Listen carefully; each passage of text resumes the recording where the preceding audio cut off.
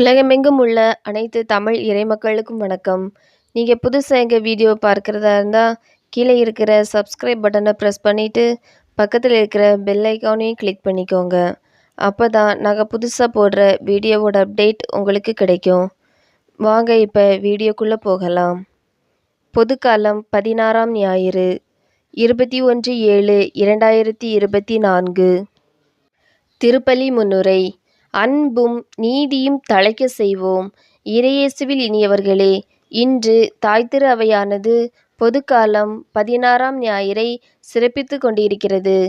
இன்றைய நாளில் போலி போதகர்கள், போலி இறைவாக்கினர்கள் மக்கள் என்னும் மந்தையை சரிவர பராமரிக்காமல் சிதறடித்ததினால் கடவுள் தம் மகன் இயேசுவை இவ்வுலகில் தோன்ற செய்து நல் மேய்ப்பராக்கினார் என்றும், இயேசு பகைமையை அழித்து அமைதி அருள்பவராகவும் அன்பு, பரிவு, பராமரிப்பு தருபவராகவும் விளங்குகின்றார் என்றும் கூறுகிறது.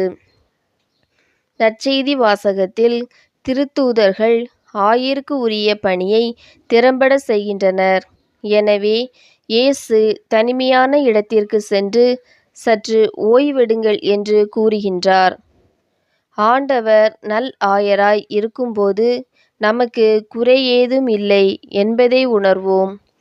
நான் என் குடும்பத்தில், பங்கு தளத்தில், சமுதாயத்தில் மக்களுக்கு அமைதியை, நீதியை, அன்பை கொடுக்கும் நல் ஆயராய் விளங்குகின்றேனா? இன்முகத்தோடு உதவிகள் செய்வோம், இறையாசீர் பெறுவோம். முதல் வாசகம் இறைவாக்கினர் எரேமியா நூலிலிருந்து வாசகம்.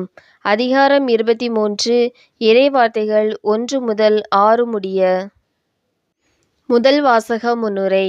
இறைவாக்கினர் எரேமியா நூலில் இஸ்ரேலின் தலைவர்கள் மக்களை சரிவர வழிநடத்தாமல் சிதறடித்தனர். எனவே அவர்களின் தீச்செயலுக்காக அவர்களை தண்டிப்பேன் என்கிறார் ஆண்டவர். எஞ்சிய அனைத்து மக்களையும் ஒன்று சேர்த்து பாதுகாப்பேன் என்றும் கூறுகின்றார். நீதியும் நேர்மையும் ஞானமும் கொண்ட நீதியுள்ள தளிர் இஸ்ரேலில் தோன்ற செய்வேன். அவர் தோன்றும் நாளில் அனைத்து மக்களும் பாதுகாப்பாய் வாழ்வர் என்று கூறுகின்றார். இயேசுவின் வருகையை பற்றி கூறும் வாசகத்தை கேட்போம். இரண்டாம் வாசகம் எபேசியர் திருமுகத்திலிருந்து வாசகம். அதிகாரம் 2, இறைவார்த்தைகள் 13 முதல் 18 முடிய. இரண்டாம் வாசக முன்னுரை.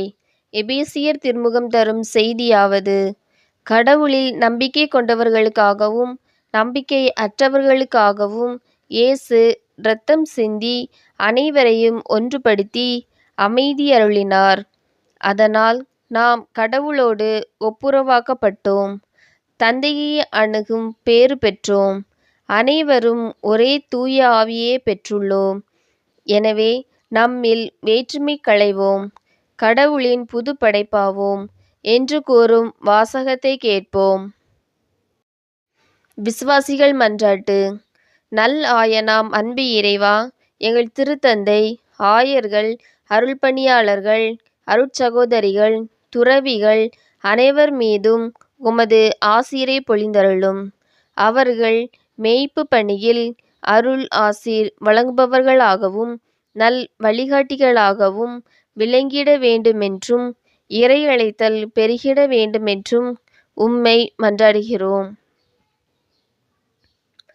அன்பும் அமைதியும் வழங்கும் அன்பு இறைவா, உலகெங்கும் போர்கள், வன்முறைகள், தீண்டாமை, இயற்கை சீற்றங்கள், விபத்துகளிலிருந்து மக்களை பாதுகாத்திட வேண்டுமென்றும் நல்வாழ்வும் நல்வளமும் பெருகிட வேண்டுமென்றும் அன்பும் அமைதியும் தழைக்க வேண்டுமென்றும் உம்மை மன்றாடுகிறோம்.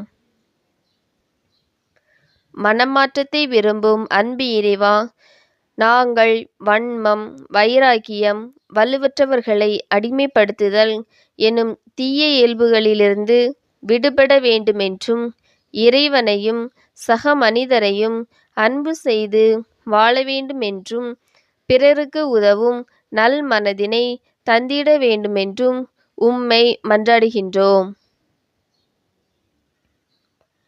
இரக்கத்தின் ஊற்றே அன்பு இறைவா, நோயாளிகள், முதியோர், ஏழைகள், கைவிடப்பட்டோர், மாற்றுத்திறனாளிகள் அனைவரையும் உமது அருளால் நிரப்பியருளும்.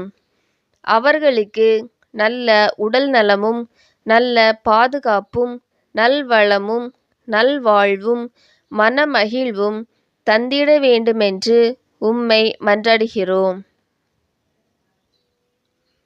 வாழ்வை வளப்படுத்தும் அன்பு இறைவா, எம் பங்கு மக்கள் அனைவரையும் ஆசீர்வதித்து நல்ல உடல் நலமும் பயணங்களில் நல்ல பாதுகாப்பும் எங்கள் தொழில் முயற்சிகளில் வளர்ச்சியும் ஒருவரை ஒருவர் அன்பு செய்து வாழ வேண்டும் என்றும் ஆன்மீக பாதையில் வழிநடத்திட வேண்டும் என்றும் உம்மை மன்றாடுகிறோம்.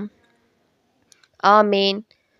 உங்களுக்கு எங்கள் வீடியோ பிடிச்சிருந்துன்னா லைக் பண்ணுங்கள், கமெண்ட் பண்ணுங்கள், உங்கள் உறவினர்களுக்கும் நண்பர்களுக்கும் ஷேர் பண்ணுங்கள். நன்றி.